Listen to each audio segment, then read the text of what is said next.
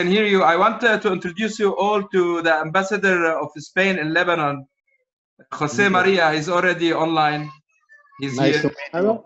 How I are already you? met you, Yasser, in the residence, Yes. and Gonzalo Garland 2 years ago in the AUB, I think it was. Absolutely, yes, I remember. How are you? Very well, thank you. Very well. Good, great, good. Very Thanks well. you. Very nice to be here with all of you. Thank you for so much, Gonzalo and Yasser, and I don't know if Esteban is also here. Thank you very much for participating in this. A few moments, Yumna will join, and we're gonna start. Okay. How big is the audience? How many people are listening to us? Well, we didn't do any kind of like RSVP, but I think we're gonna have about 80 to 100 people. I think so. Wow. Yeah. Let's see how it goes. You know, because like this is gonna be not just a Lebanese audience; it's gonna be from everywhere. We have Canada, the community in Canada, Lebanon, from Dubai, and from Madrid. So. Wonderful. Let's see how it happens. How's the situation in Lebanon? Yes, sir. The situation in Lebanon is quite challenging. I mean, government policy or strategy or economic strategies are not happening in a participative, collaborative way.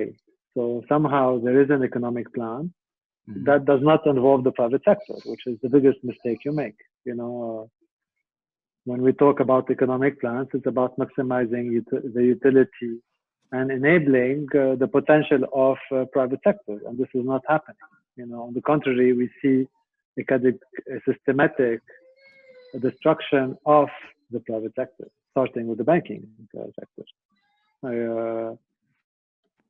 Which leads to one conclusion, which is there is political backdriving, and this political backdriving is not coming from the West; it's coming from the East. And trust me, economics is not their forte.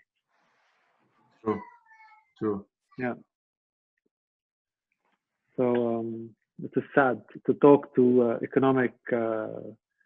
And the private sector, and they tell you they weren't even invited to participate in drafting an economic vision for Lebanon. So who's going to create the jobs? You know, and I don't know whether you had the time to look at the economic roadmap or the economic plan. It is not anchored in economic principles, and the most simple one, you know. Neither labor economic principles nor market economic principles, not even food security or food or energy independence. They're not there. So, great. What is it? We don't know what it is. Yes. Let's just welcome Yumna. She just joined. Yumna, I have with me Ambassador Jose Maria, the ambassador of Spain to Lebanon. I have Yasser, Gonzalo, and Esteban. Do you hear us? I can hear you, and I can hear your baby, by the way. Okay, I'm gonna cut. Why can't we see you, Yumna? I'm here. I can see you. I can't see her. I can't see her. Oh, I guess. How come I cannot see her? I don't know, Yasser. Why Sorry, can't you see me? I can't. If I cannot see you, I cannot see. I cannot. Yasser, I can see the nice hairdo you have there. Doing, you know, I can't see you. I'm gonna admit everybody, Yumna, after you say your hello. So make it quick. We're already on time. All right. So hello to Professor Gonzalo. Hello again. I remember you quite well. It's good to be here. I wish we were face to face again. These are crazy times. Of course, hello, Your Excellency. We can't see you, the ambassador of Spain to Lebanon. And of course, Esteban Duarte is here. How are you? By the way, Esteban is ready also. He's not here? But he has his camera off. I am now. I'm ready now. Hi, how are you? I'm good. How are you? Good to see you. Thank you. Sorry for the problems here. I was I think there is a problem with the camera, but I can hear you and follow the No conversation. problem, no problem. Can everybody see me? Yes, can you see me now? Yes. Yep. Yes, I can. Okay, good. Okay. Well, I think we're ready to start. What are you waiting for? You're waiting to let people in? Wael is a hands-on father. I love that about him. Dealing with 3 kids. Are you ready to let people in, Wael? They are in. They are in. Okay, everybody is in. Shall we begin? Yes, we shall. All right, there's a few names here that I'd like to say hi to. Rita Msalim, Miranda Farah. Hi, everybody. Thank you for joining this. This, important talk here that we're doing, obviously on Zoom. It's, I have to admit, I've done a few of these, and it never ever actually replaces being face-to-face, having interactive discussions. Everybody's talking about this being the future, but I guess now with Corona, we have to adapt. And you guys are here to tell us a little bit about what's going on economically. I think, I was reading today, when we hear about where the world is headed, it's a scary time. There are different, according to the World Economic Forum, the world economy is expected to shrink 5.5% this year, triple the damages sustained in the last big economic crisis, which was in 2008. And people are saying that even in the US being one of the strongest economies in the world, it's expected to contract by 7.3%. Those are just, Europe as well. Those are just a few numbers. I don't want to go too much into numbers because I think you guys and you gentlemen will be able to give me more information about that. But I think what's really worrying people is everybody's talking about the return to anything that looks normal, not before 2022, not before 2022. No return to pre-crisis levels until 2022, if that. And so I'm going to quickly welcome our speakers. We have Mr. Esteban Duerte, IE Business School alumni since '99 and has been a reporter for Bloomberg News since 2006. He joined Bloomberg London Bureau and since 2008 has been in Madrid covering European corporate finance. Sorry? But it mentioned in the news, no more mask if you are doing sports. Who's talking? Who's talking about this? Maybe we need to mute. We need to mute everybody. Why? We need to mute. Sure. Why? We need to mute everybody else. So let me go again. Apologies.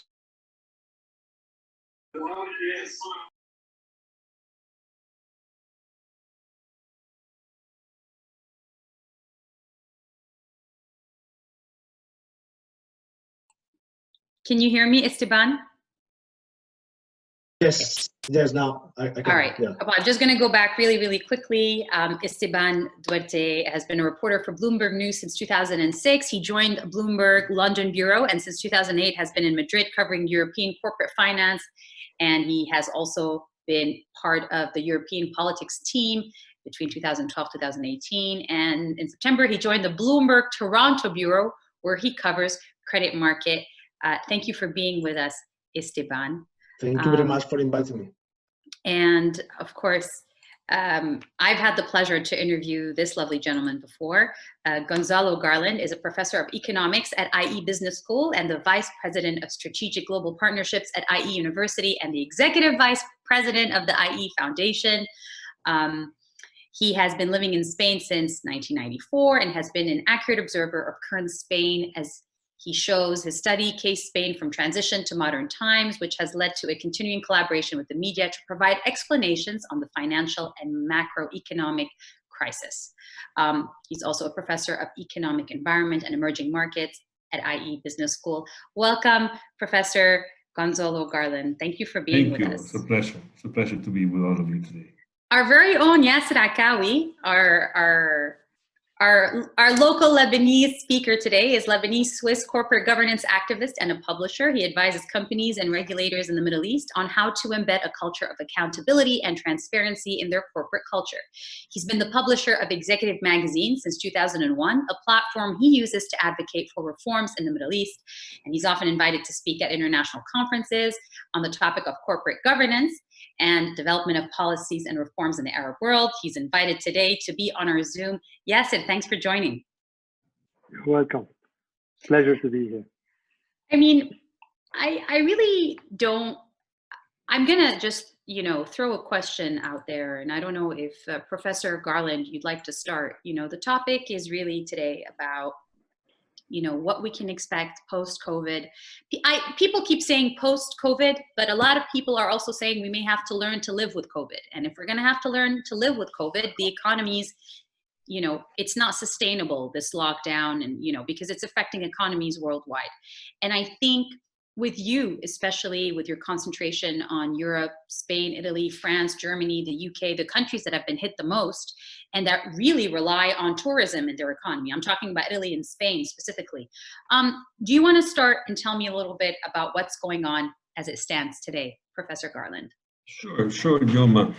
Well, let me start by saying that it's a real pleasure to be with all of you here today. As you were saying, I've been several times there in Beirut with the alumni from there, so it's always a pleasure to go there. And again, congratulations, Wael and Yomana and all the team for organizing these events.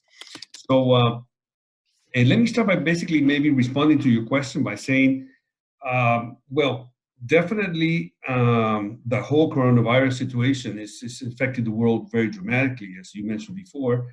You were mentioning some of the latest forecasts, but they're very similar, maybe a little bit because they're more recent than the ones that the International Monetary Fund published in April. We're waiting for the July ones, but they are very much in line. We're going to be seeing the most significant drop on GDP since probably the Great Depression, and definitely a stronger drop in GDP than what we saw in the previous financial crisis. So this is being called now, as you probably have heard, there was a Great Depression, then there was the Great Recession, and some people are starting to talk about the Great Lockdown and like explaining what is happening now. However, I would say different from other crises, this is basically originated by a health crisis. And therefore, I also think that the effects might change depending on the health situation. And therefore, we have a lot of uncertainty about what might happen because it really depends a lot on the health situation. So what I'm trying to say in here is, things are changing almost by the day. If we think about the whole coronavirus crisis, it started east, then it moved to Europe, so it started going west, and suddenly it's going south. So what we're seeing now is the epicenter. Some people are saying is really now Latin America, for example, with Brazil, with Peru, and Mexico, and Chile, and we're seeing a lot of cases there. Russia's another country so this is really expanding across the world. But maybe just as a start, this is affecting Europe significantly. Let me just give you an introduction. Maybe later we can go into more details, but the whole Euro area, and again, I go back to the more IMF forecasts that were published in April. And again, as I said, we're waiting for the July ones.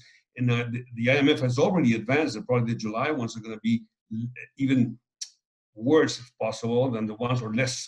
The drops are going to be more significant than the ones that were published in April. And they're talking about the Euro area falling by 7.5%, Italy by 9.1%, Spain by 8%, Greece by more than 10%, and that's in Europe, the UK 6.5%, et cetera, et cetera. So clearly what we're seeing is a big impact.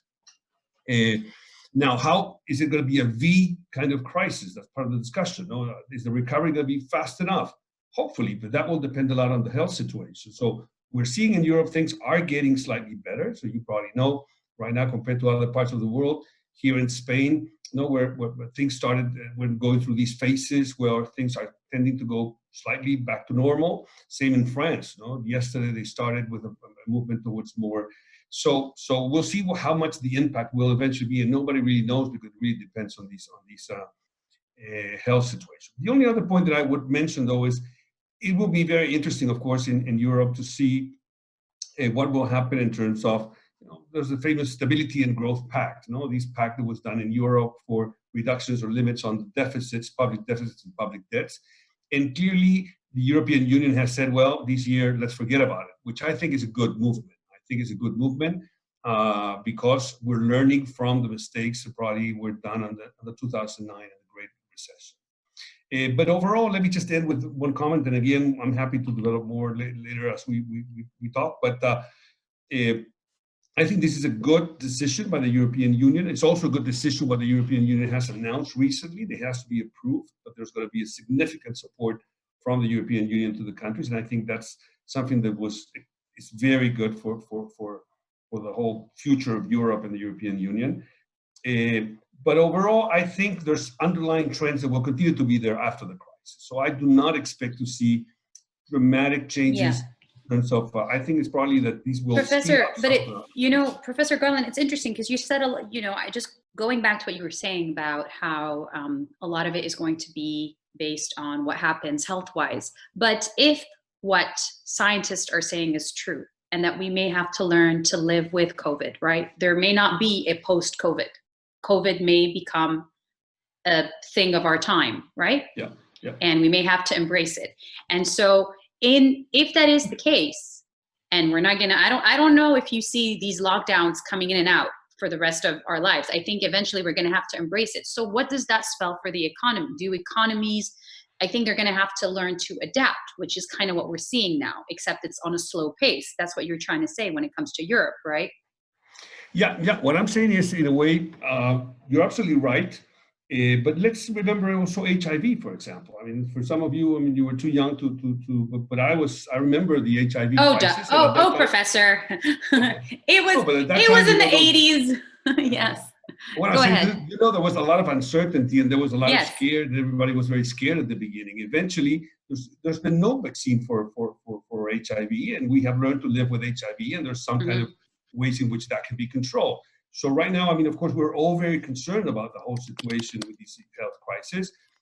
But now what it seems to be the case in Europe, but we have to be very careful and be very cautious about what we're saying. But because again, and I'm not a doctor or any expert on the health situation, but what we're seeing is maybe with some conditions, we can control the spread of it and we can go back to work. And therefore, if that is the case, and that's what we're trying to do in Europe. And again, and I'm sorry for interrupting you. You're right that, there are many viruses and diseases that were never, they never found remedies. They never found vaccine that we've learned to live, except that contrary to COVID, economies have to stop because it spreads so much faster. And I think that's where, retail, the F&B businesses have been affected. So movie theaters, I'm talking all kinds of entertainment, tourism. Exactly. I don't remember HIV affecting tourism the way it did. I mean, you just started by saying that this is the worst economic crisis since the Great Depression. So you're talking late 20s, early 30s. Because you're paralyzing production, right? Right. That's what I'm saying. So this is a very different kind of game that we're dealing with here, and different kind of stakes. Lina Rahbani, I'm just going to start taking a few questions, and then we'll move on to Mr. Esteban Duarte and Yasser Akawi.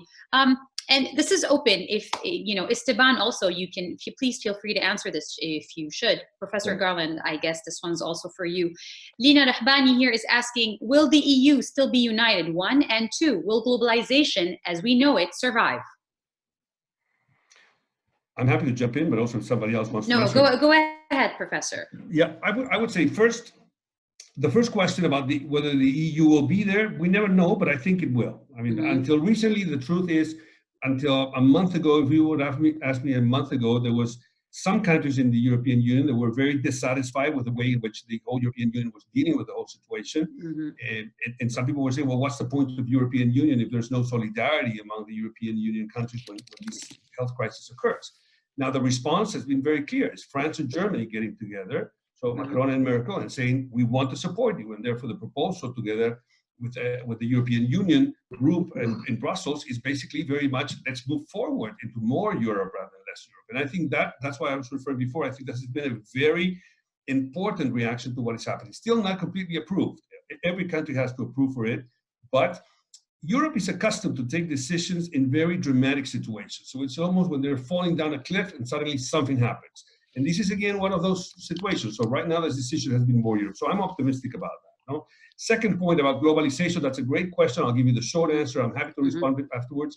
Unfortunately, on that, even though I do think that the main trends are going to continue to be there after the crisis, I'm a little pessimistic, unfortunately. I hope I'm wrong, but I do see some questioning, some return to a little more protectionist. Well, and that also happened in the Great Depression. So we'll see more protectionism. I hope that's not going to break up the whole belief on free trade, but I'm a little, and I hope I'm wrong, but that's what I think. And unfortunately, we will see some movement back into more protectionist policies. Yeah, I'm not an economist, but I can see that happening. Go ahead, Yasser, come in, please, Yasser, if you want to comment on that. Go ahead.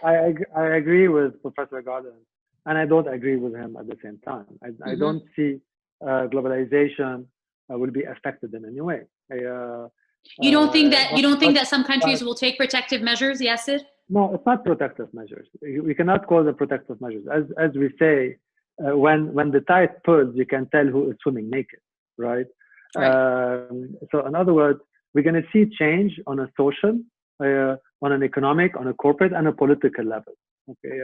So whenever we talk about the social, I mean, what COVID has revealed is the disparity between the classes and how the vulnerable have become much more vulnerable than in the 80s or in the 70s or in the 90s. So we're failing with the vulnerable groups. So a lot of countries will look back at the social contract and revisit the social contract.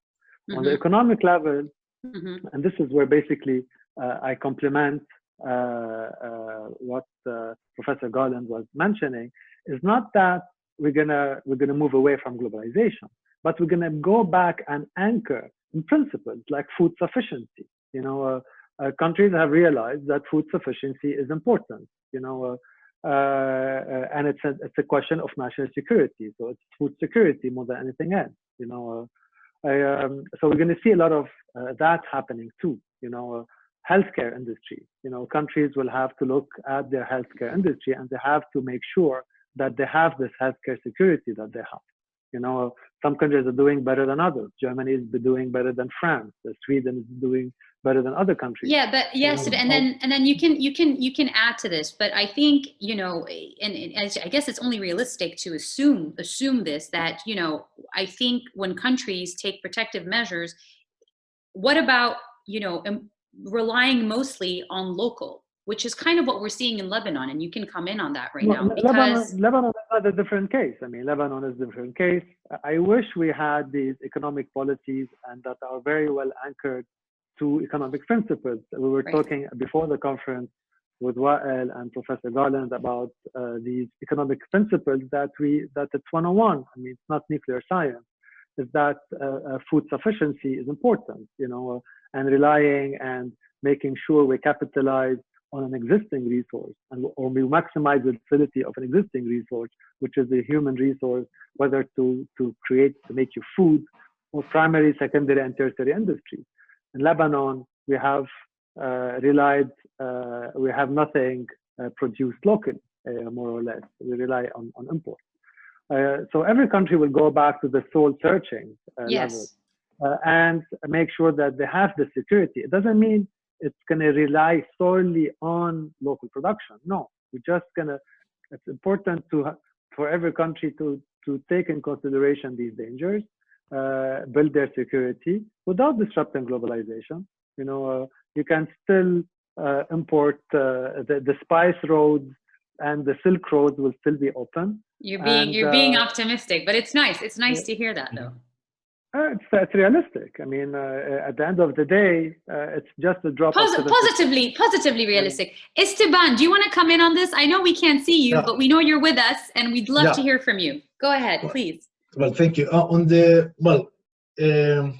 A lot to say. Yeah, exactly. But there is one problem. You see effectively fragmentations of supply lines. But on the financial side, I think most of the net or the grid of links are even stronger than ever. Probably the best example I can think about are the swap lines that the Fed extended to the most important central banks, including the ECB, but also Australia and the others. So the the dollar as the anchor of the post-Second World War system, I think is stronger than ever, actually. And not only due to the swap lines that the Federal Reserve extended, but also because the Federal Reserve had led the path of other central banks. In particular, there are several measures that are kind of a 2.0 version of the credit crisis, but there is one measure which is quite, better, two measures that are quite new. One is that they are not only buying investment grade, but also they are buying high yield bonds. That's a revolution that the ECB quickly follow. It's a revolution in the good and in the bad way. We don't know yet if that's good or not, because in the end you are distorting the price of risk in a significant way. And the second thing is that the Federal Reserve directly jumped to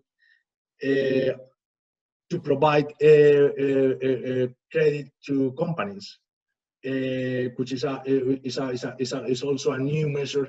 I haven't seen that measure directly being replicated by other central banks. Probably there is something that the Bank of England had for some years, but it's not that aggressive as the Fed, which is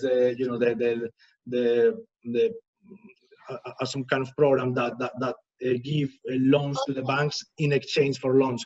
But it's all to say that yes, on the supply lines and on the food supply lines, you see a lot of disruption. On the financial side, I think the monetary system is quite strong. But there is a third line that I maybe the professor or someone else have a better idea. Is the leverage of the countries and the companies after these months are totally different. I have the IMF forecast for the next year, and for instance, Canada is one of the most prudent countries, and the debt to GDP will end at 109% of the GDP. Excuse me, sorry, Professor Esteban, sorry. Yeah. Canada is one of the most... Sorry, the most prudent, most prudent countries. Prudent countries, yes. And probably when I say prudent is just because the credit rating so far is AAA. We don't know if I can say the same in a few weeks, but so far it's a AAA stable. Leave it to the Canadians. It's always the Canadians, isn't it? And I'm guessing, do you want to talk about their southern neighbor? About the U.S. Yes. I have been talking about the Federal Reserve. Yeah. But I mean probably the most important thing that I wanted to say was in regards to the Federal Reserve. In regards to the fiscal package, probably the professor knows better, but it's the administrations had put in the U.S. measures for around 15% of its GDP. That's more or less in the pack of other countries. The only problem is that the starting point of the U.S. is quite high. The debt to GDP level, according to the IMF data that I have in front of me, was 109%. At the end of last year. A lot of numbers, right, Professor? A lot of numbers there, and nothing looking very optimistic here, Esteban. Except for Canada, of course. It's always Canada. Well, I don't know. No. I wouldn't say so. I mean, I just saying that. I just saying that the starting point of Canada is slightly better. Yes. But Canada has its own challenges. Probably the most important thing is the oil economy. The oil and sands have been for several years a big component of the the GDP, and especially on the west side of the country, so Alberta and the other provinces in that area. So Canada also has its own challenges. Also, the leverage of the consumers here in Canada is crazy. The starting point, so basically before just two months ago, the debt to income, it was around 176%, and there is some estimates that put that leverage ratio for people at 200%. Esteban, sorry to interrupt. You said the magic word of the of the region, which is oil prices. And we have a question here from the audience. Yes, and also feel free to answer this. The question is, how will low oil prices affect the GCC economy growth in particular? Whoever wants to take this one. I mean, the last time I checked, I added up all the GDPs of Arab nations. Mm-hmm. They added up to something like $2 trillion. And this was most probably 5-6 years ago. Which is equal to the GDP of Spain or the GDP of Italy, and this is including the oil and gas. So you have 300, if not more, Middle East and North Africa population that has a productivity, an economic productivity of $2 trillion. If you remove the oil and gas, which adds up most probably to a third of that figure, it doesn't look good for the Middle East and North Africa.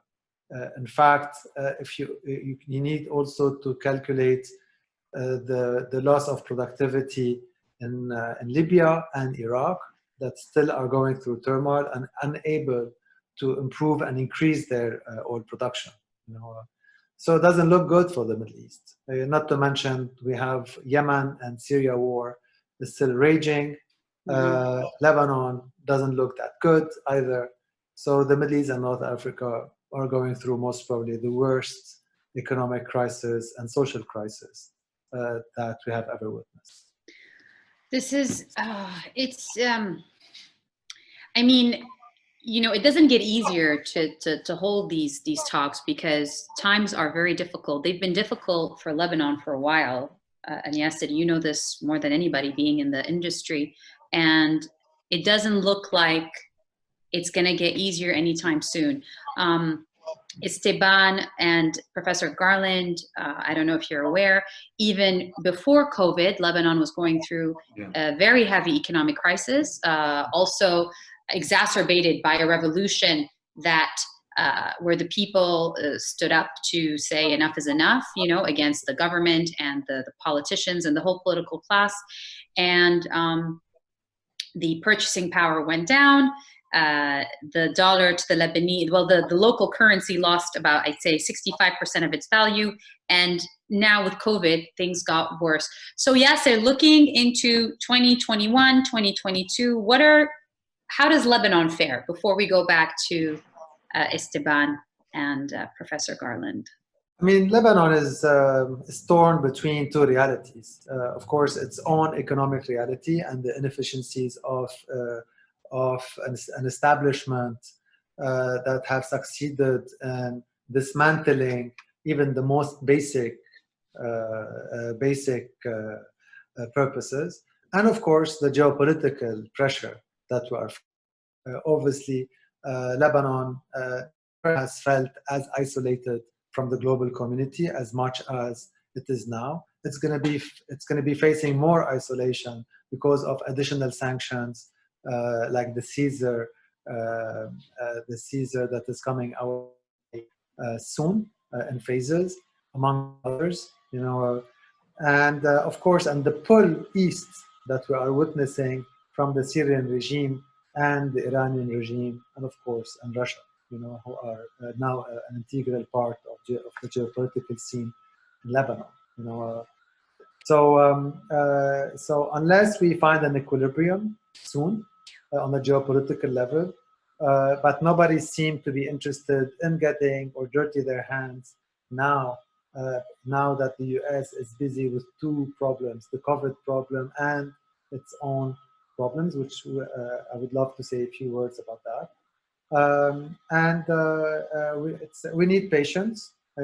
Meanwhile, our government has failed to sit with the private sector to devise an inclusive economic plan that will allow the private sector to increase its potential, its productivity, and of course, and be able to participate in a healthy economic model. You know, this didn't exist in Lebanon. If you talk to the private sector in Lebanon, they weren't even invited to the discussion, which tells you a lot about the economic thought or the economic thought, the school of thought that our government belongs to. You know, there is political backseat driving, and this is scary when this happens, because definitely they're not taking into consideration the livelihood of the Lebanese population. So this is one. The second change that we will see on a global level, which is the corporate behavior. You know, I am one of the advocates of ESG, environmental, social, and governance. And of course, a lot of people thought I was a fool a few years ago, or a clown when I spoke about that. But now it's reality. So how we produce and the impact of on the environment, and corporations cannot get away with their practices before COVID-19. They got away with so much. Those who improved their behavior did it on a discretionary level. Today it's upon us, and nor investors, nor employees, nor consumers today are willing to consume, invest in companies that do not respect the environment. You know, and the last change is the political one. And this is, if you allow me just to say a few words, if you remember at the IE alumni event that took place, Yumna was there, and she was dead bored during that intervention. I never said that. I was referring well, not in front of everybody, at least. Yeah, Go ahead. I was referring to the globalized economy, yes. Where corporations have grown to become nations. And today you belong more to a corporation rather than to a nation. I also spoke of how citizenship now that we communicate more than ever. We worship on our screens, we study on our screens, and we most probably we love on our screens. It's today people were less connected to their immediate challenges and concerns, and we're living in a voyeur, if you want, life that basically a click away they can escape reality. Now reality is upon us, you know, and reality is on the street. And the good thing about COVID-19 is that we are in much more relation with our immediate problems and concerns than ever before. And it revived the empathy to your neighbor, empathy to your to the vulnerable people around you. And politically, this is a big thing, you know. This gladiator-like leader, like Trump and others that were elected in the last 2 years. Oh, that's a whole other thing. Away with so much atrocities. I mean, if you have been following what Trump's statements have been in the last 3 days. Definitely, COVID-19 definitely brought on more empathy and more. We're going to see a new leadership. And this is what I wanted to say. Next elections, there'll be new leaders around the world. Because people, especially the middle class, that were living this voyeur exhibitionist life on Twitter and on Instagram, now are much more related and grounded. And I hope so. I don't know. That's also very optimistic. That's very optimistic. I want to go back to internationally, because we're very very privileged to have Professor Garland and Esteban here. A question from Lena, Professor Garland. She's saying we will see we might see a lot of legal actions taken against car companies closing factories, like in Europe, for example. How will these issues be solved? Will governments intervene? Okay, maybe let me start by maybe mentioning, since you were talking about government intervention, that I also see in this whole crisis a movement back into the role of the governments. And I think that's also important to recognize. Right now, there's very little doubt. There was some discussion at some point about governments keeping out of the economy completely. I don't want to get into that. I mean, of course, there's extremes in here, but as always, probably truth lies somewhere in between. But this is a very clear example of governments taking very strong action all over the world in order to try to deal with the situation, which is very critical.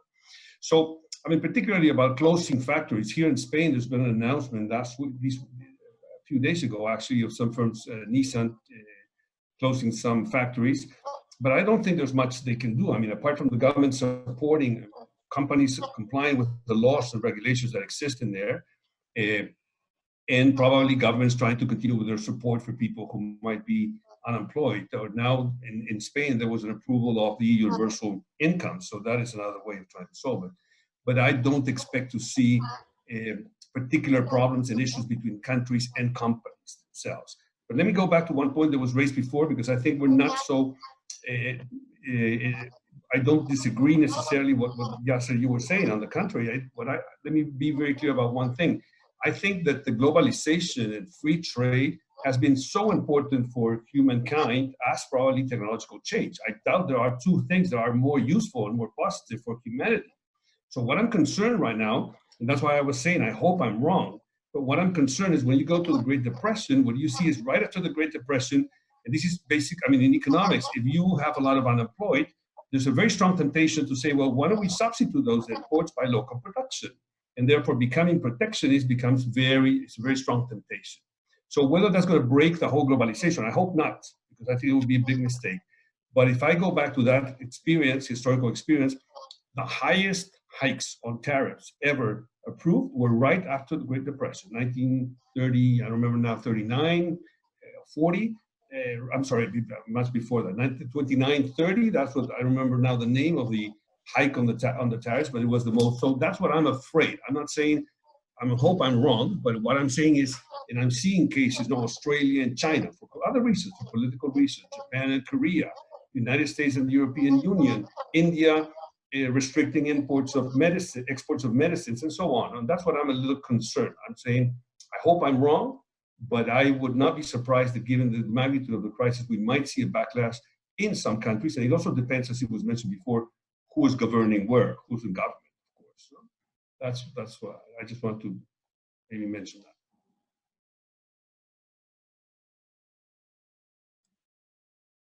Sorry, we can't hear you. Do you want to say anything or add anything to that, Yasser or Esteban?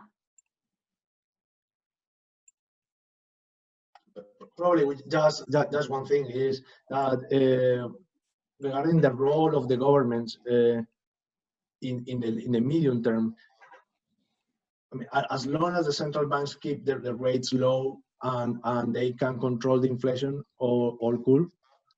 But we don't know if that's actually, you know, the situation that we will be facing in 1 or 2 years time, because the volume of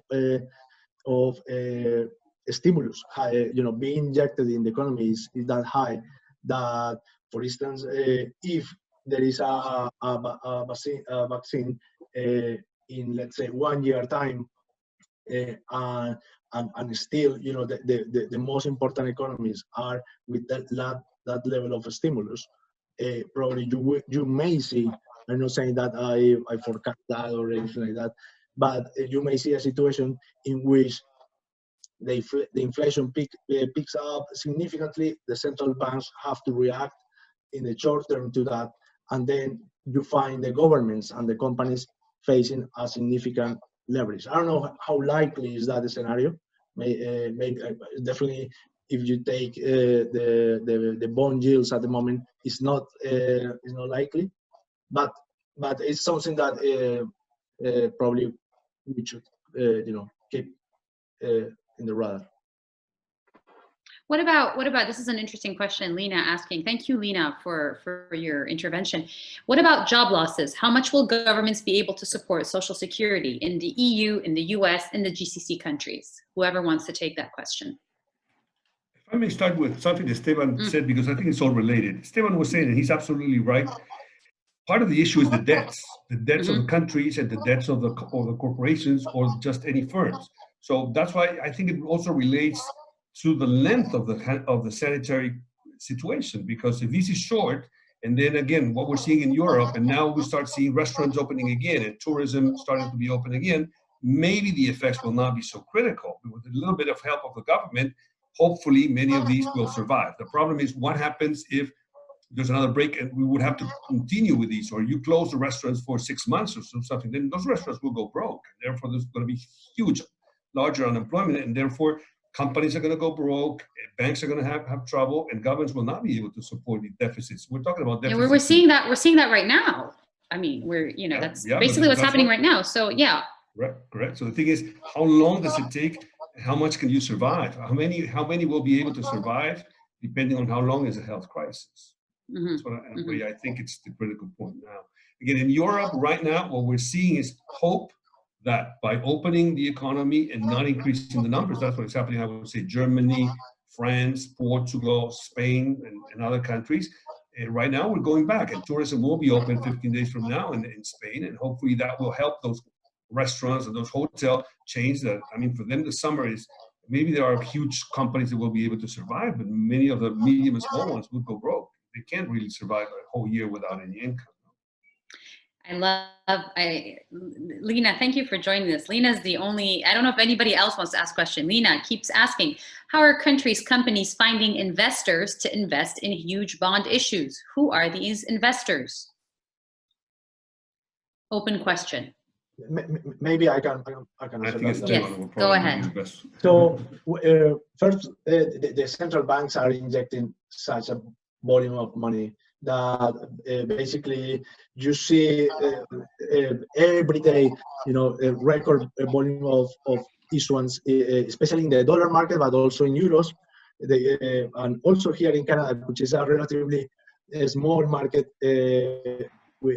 compared to dollar or euros, we see record volume of issuance. And the reason is that basically the banks are taking really cheap loans, and the quickest and probably the cheapest way from the cost of transformation point of view, the cheapest way of using those funds is investing in the corporate bond or even in the treasury bond market. It's definitely cheaper than going into mortgages, because you need to assess, one by one the credit quality of each mortgage. So you see, really big transactions. For instance, this week we have Amazon selling, I don't know what will be the final size, but really a big transaction this week out of Amazon. But also you can see high yield companies accessing to financing for 5 or even longer terms. That's good for the economy, but again, there is some mispricing of risk. So in other words, if the central bank wasn't being the backstop of the banks, probably the spread that high yield companies would be paying would be significantly higher. So of course we would see more defaults, and we would be in another situation different than now. So the act of balance that the Federal Reserve faces, and all central banks or most of the central banks faces, is okay, at what time or when you should start winding down all that stimulus. No, I think Esteban is absolutely right. No, the key thing here is central banks. Central banks continue to buy so much debt worldwide that also not only on the corporate, as clearly Esteban was saying, but even that's also very relevant in Europe for sovereign debts. So as long as there's the support from the European Central Bank, clearly the situation is a lot more calm than it would be otherwise. There will be not such support. And so in a way, I go back to what I was saying before, but I would change. Probably instead of saying governments, I think the states. Those states in general are very relevant. And I mean that because the European Central Bank or central banks in many cases are not part necessarily of the government. Right? But the role of the state is important these days, very much around the world. I think. Yes, and you want to add anything to that? No, I'm no bond expert, so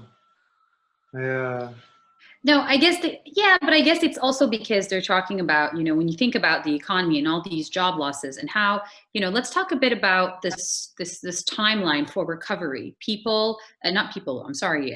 Economists worldwide predicting that recovery to pre-crisis level, to pre-COVID level will not happen before 2022, and that's us being optimistic. Is there any truth to that, Professor Esteban, Yasser? Well, if you look at the IMF, which again is one more forecast, but I think they tend to be serious, although they tend to be optimistic, always more on the longer run than in the shorter run. What they're talking is to decrease this year of -3% and a recovery, strong recovery next year, 5.8. But I mean, having seen the numbers of the IMF for decades, I have to tell you that I always take it with a little less confidence the 1 year, because they usually go down and down many times. No? But yeah, I would agree that, again, it depends a lot on the health situation. But overall, right now, the shorter it is, the better. Right now, there are some symptoms, hopefully, in some countries, that maybe there are ways of controlling. I mean, we do see some Asian countries have been able to control it much better. And among other things, for example, because they're using masks. It's clearer and clearer that using masks is crucial for the control of the whole. Well, if you're talking about the specific countries, you know, like Korea, or you know, that actually also were very good in containing the virus at the start, right? More than masks, I think it was just generally just really very strict containment and very strict measures from the beginning in order to not have that curve shoot up.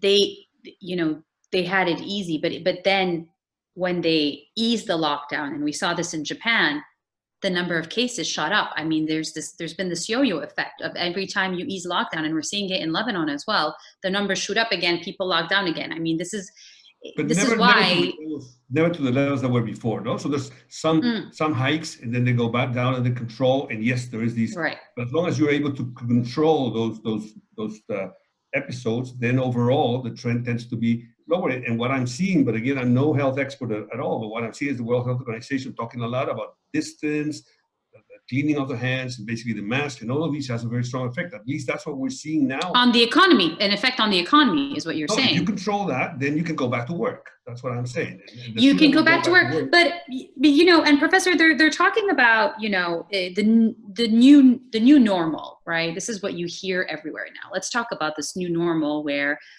forgetting the health issue, because we're not here just to discuss the health, but the COVID definitely affects it. A lot of people being able to work from home now, or remote working, or, you know, how does that affect businesses? Twitter announcing, for example, that you can work from home for the rest of your life. It's, you know, is that going to affect businesses? Some office space, how does that work?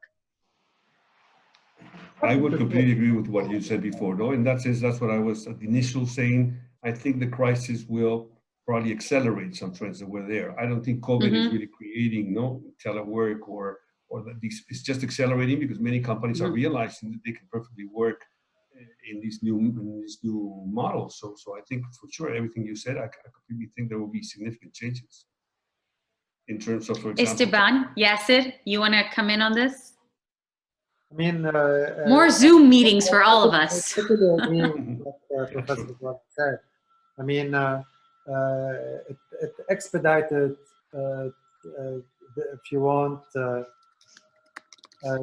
fear factor that existed between a lot of people and working from home as a concept. You know, traditional conservative people who just want to see an employee sitting in front of him, and that's where basically he's worth the salary. You know, people like me, you know, who totally this, if you want, everything that has to do with online teaching. And then I found myself teaching my students online, you know, and it went extremely smooth. I'm just gonna make the joke for everybody here that the best thing about this is that everybody has to dress very nicely from the half up, and then from the bottom, nobody knows what's going on there. But other than that, please tell me, and it is more comfortable, but please tell me that everybody misses, the future is not going to be Zoom, Professor Garland or Esteban or Yasser. This can't keep, it's not going to.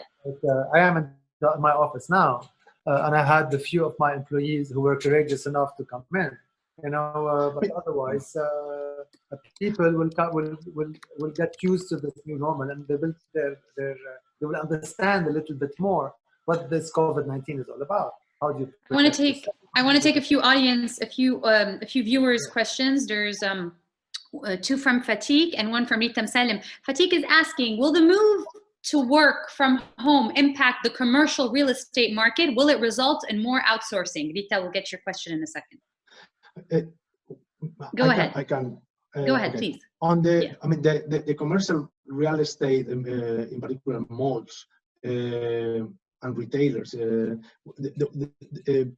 that industry was already affected before the COVID.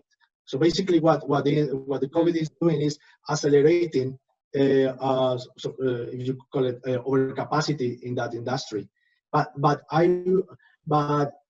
maybe we are at the moment with the narrative that we are seeing from media, including ourselves, and with a lot of stories about saying that people won't use offices anymore, or the wording obviously changed depending on the story and so on. I think there is a risk that we be overplaying that situation, because our for instance, in my work, having someone or interviewing someone in a face-to-face situation is significantly better than organizing a Zoom and trying to interview someone.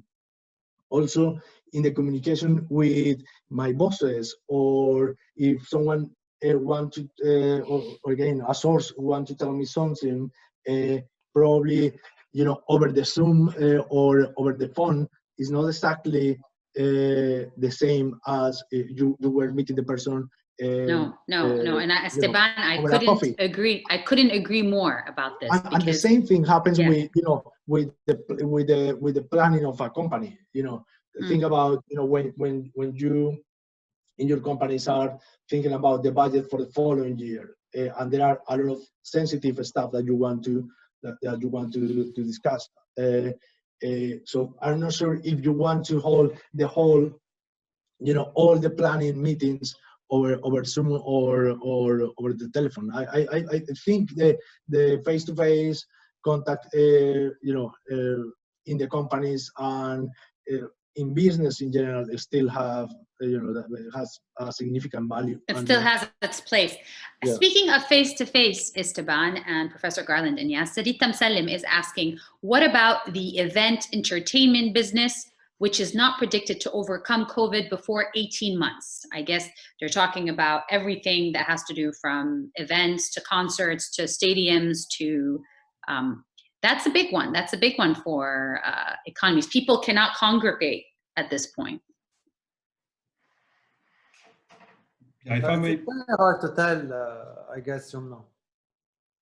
Conferences, small meetings. I mean, at this point, how does that affect? How did the entertainment industry was really hit also? You're not entertainment experts, but generally, it also affects a nation's economy. And when you talk about tourism, for example, so nobody's going to fly to Spain or Italy to watch a football match. Probably the tourism is the connection link that you can establish in global. Basically, so that's a big issue. That's probably the most important impact that we have seen is I mean, from the Is macro that expected to ever recover, Esteban? Will that recover within 18 months? I don't know. Think? I don't know, but definitely, the tourism, beyond the entertainment industry, the tourism and the links around tourism that are key for, as the professor mentioned, for, I think at this point, for Europe is quite significant. Definitely for Italy and for Spain. Yes, because Rita Esteban, she's saying that it used to generate 30% of worldwide GDP. When you think about generally, whether it's tourism or entertainment industry being part of it, people being able to fly in, right? So probably once you see the tourism figures returning, that then coming back, then you can see, okay, we are really in the in the recovery path. And probably the professor probably has a better idea, but in this occasion it will be a lagging indicator of the recovery. Yeah, I would agree. No, this makes me think, I was reading an article a few days ago in the Financial Times about the sectors that have been most affected by the whole crisis. And clearly there are some that have even benefited. Of course, pharmaceuticals, online delivery places, and all that has grown. Yeah. But of course, the ones that are suffering the most, Zoom, hospitality, airlines, of course, are the ones that are suffering the most. But again, these online platforms, everything, and of course Zoom. I mean, you might see how Zoom is doing, and all these other firms. So there are some that are actually benefiting, but of course, hospitality, airlines are the ones that are being most affected.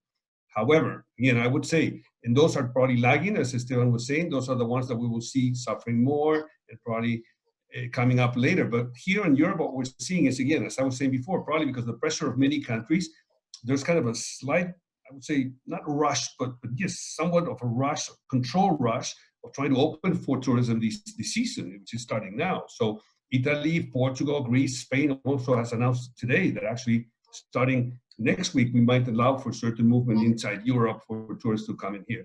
That's one. Now, of course, entertainment, discotheques, for example. I mean, I don't see them at any time soon being open. That's one of the places that will probably be hurt the most. But restaurants, even theaters are opening again. So theaters are opening at a third of capacity. Restaurants are already opening in Spain at a third or 50% capacity. So again, I think there's challenges, and not everybody will recover at the same speed. And I completely agree that's a sector that will be probably most affected for a while.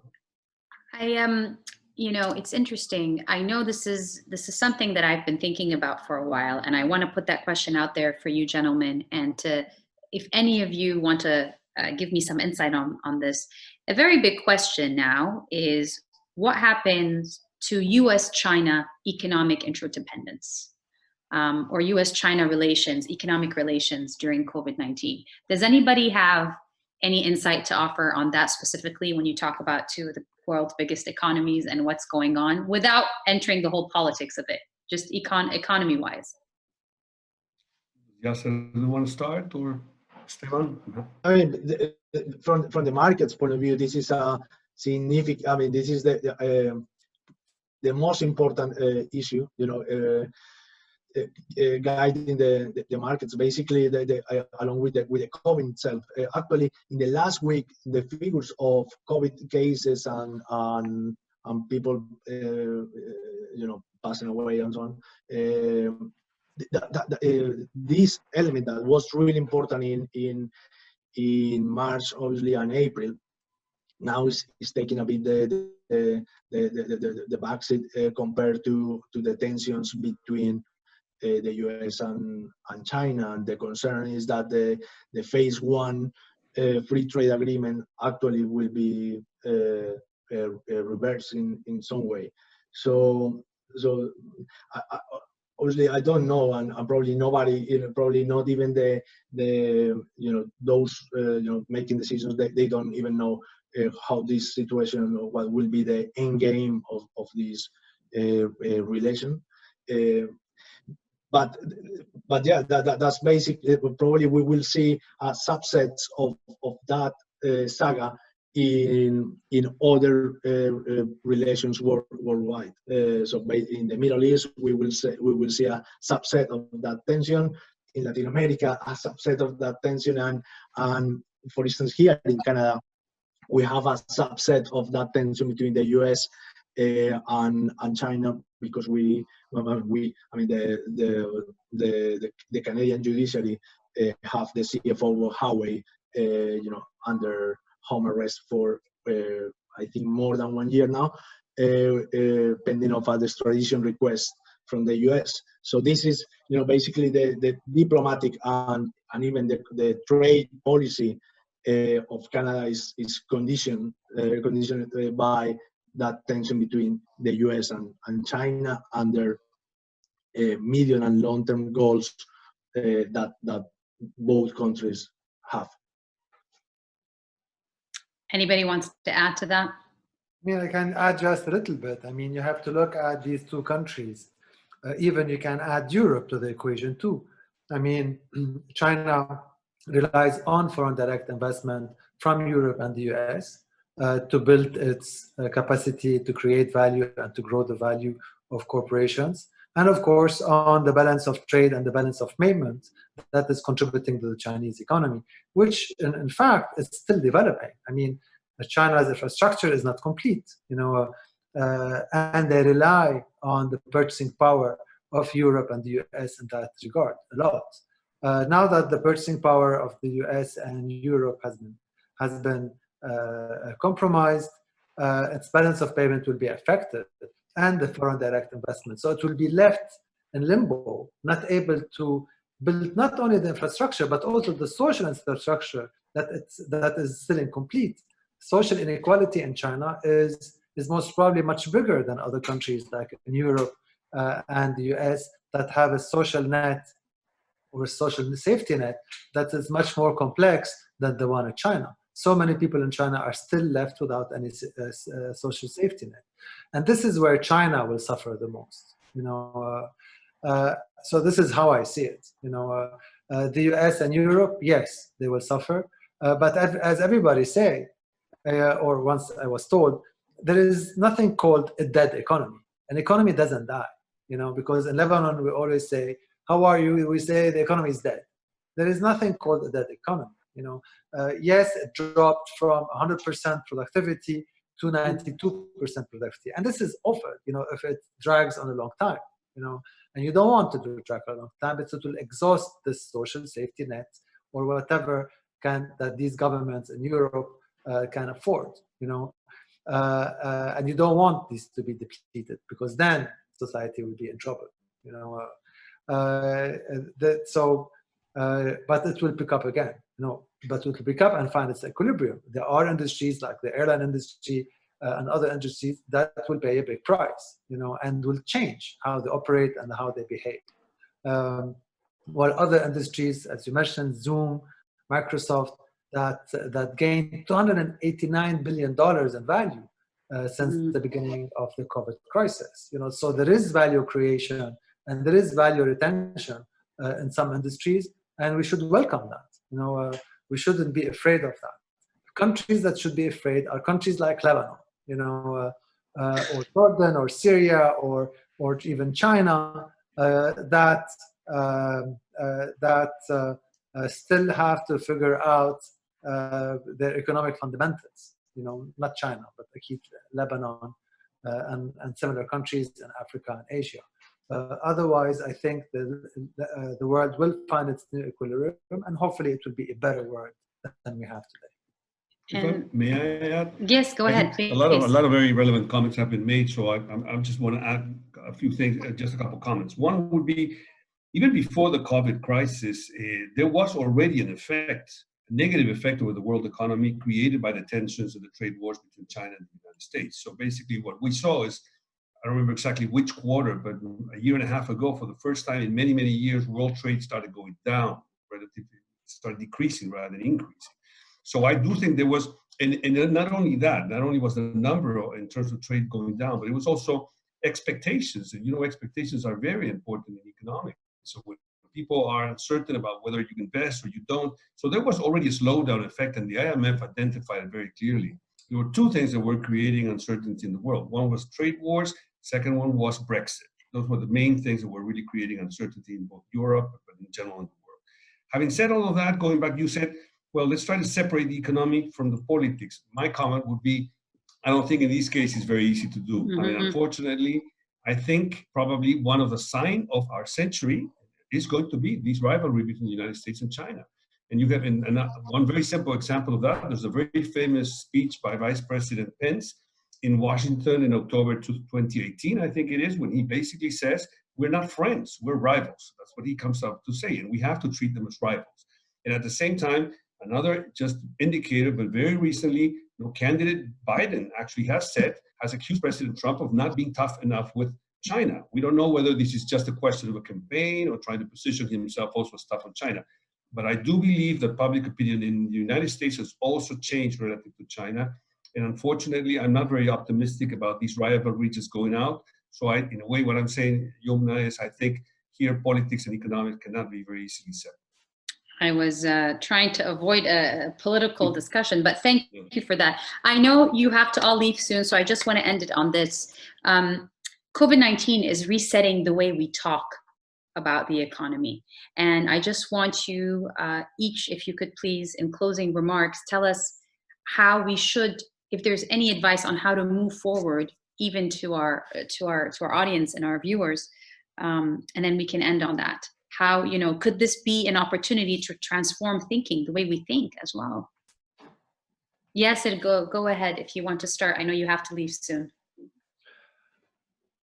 And I think it changed us all. If we realize anything, and since we're talking in economics, nothing has value now. So everything has lost its value. Its economic value. And you end up reconsidering what is really worth it.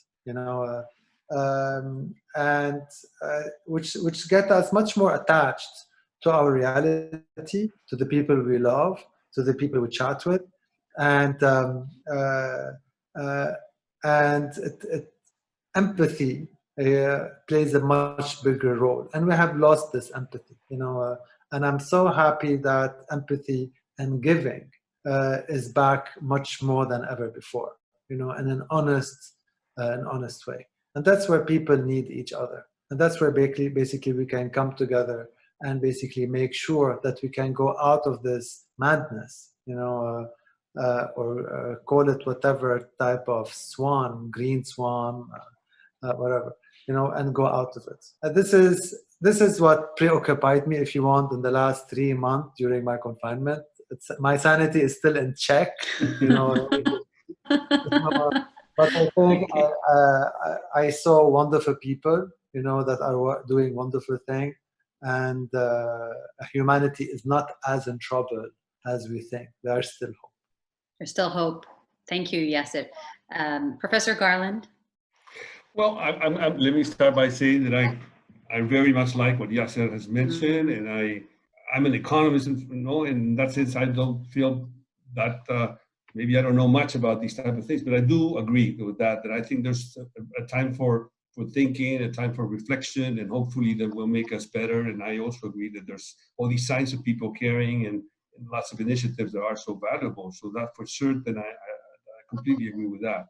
Now, let me go to a couple more. Maybe being an economist, I would have to talk about that. But the other thing that I'm optimistic about is I think this crisis has brought into more light the whole thing about the environment, and about climate change and the environment. I think that hopefully is something that we can think, given this situation. Again, some of my students know that I'd like to talk at one of my classes about Malthus and the theory that bad things sometimes happen because a new equilibrium has to be found. And that was the old theory. But in a way, this whole crisis has brought back the idea that we need to have a more healthy environment. The world has to think about these very challenging situations from the point of view of climate change. So I'm optimistic about that. And again, the last point I would say is I'm less short-term optimistic, very optimistic long-term about, again, what I was referring to at the beginning, free trade. But I am a little afraid, and again, I go back to what I said before. I hope I'm wrong. I really hope I'm wrong, because I think it will be a mistake. But I'm afraid we might see, when unemployment goes up, more protectionist tendencies in some countries. And if you put together here the China-United States rivalry, we might see some reversal of that, but I hope if it happens, it's only temporary, and we'll go back to more free trade and again, sharing the resources of the world, because again, technology and sharing the resources and working together has always shown to be a lot more productive for humanity than working on your own. Thank you. Thank you for that. Esteban? I don't know if I'm the right person to issue advice to people, but one thing that I find useful is that basically put into question almost everything. You know, there is one table that I am using, and I had found useful, which is basically the table of number of cases, number of people who pass away per country. And you find that table not necessarily show relation with the wellness of the countries. You see some countries that with relatively scarce resources have performed significantly better than other countries that had, in theory and in practice probably, significantly better resources and a proper welfare state. And the other way around, you find countries, you know, that from the GDP point of view, from the you know, classical ratios that we use to measure the countries of the wellness of the wealth of countries, they are still significantly underperforming in this crisis. And I think this situation can be extrapolated or can be translated into smaller situations. So, for instance, in the financial industry, you can see you know, very strong institutions underperforming, and probably smaller ones. Not necessarily that it will be the path necessarily. What I'm saying is that it's a moment where, you know, the rankings and who is doing right and who is doing better than the others in terms of performance is changing. So assuming that the largest institution or the largest company in certain market will be will continue in the following 2 years, probably that's the moment to put that into question. All right. Well, this is all the time we have. Thank you to our panelists, Yasser Akawi, Professor Garland, and Esteban Duarte for being with us. Wherever you are in the world, wherever you're watching, please stay safe. Thank you for joining our discussion, and thank you for your questions. Thank you to IE and Alumni Central and Wael Kishli for organizing this, Wael always organizing these great talks. Let's keep them coming. This is a conversation that's going to go on and on. To everybody watching, have a good night and stay safe. Thank you very much. Thank you very much. Thank you, everyone. Thank you. Goodbye. Thank you. Bye. Bye-bye.